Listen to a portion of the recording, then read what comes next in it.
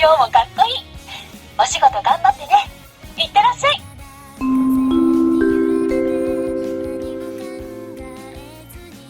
ちょっとちょっと、そんな寝癖頭のまま行くわけ？待ちなさいよ。直してあげるから。少しはマシになったわ。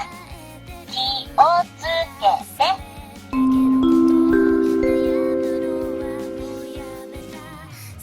今日もお仕事行くんだね。偉いね。ちゃんとお仕事行く。それだけで本当に偉いよ。あなたが頑張ってるから私も頑張れる。気をつけていってらっしゃい。こん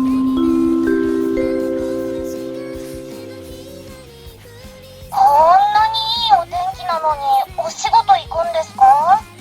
もったいない。でもお仕事しているあなたはかっこいいですからね。それではいってらっしゃい。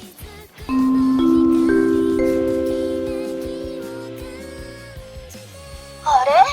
ご飯食べていかないんですか？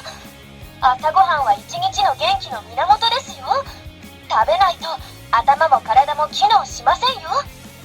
せめてハイチュウ一粒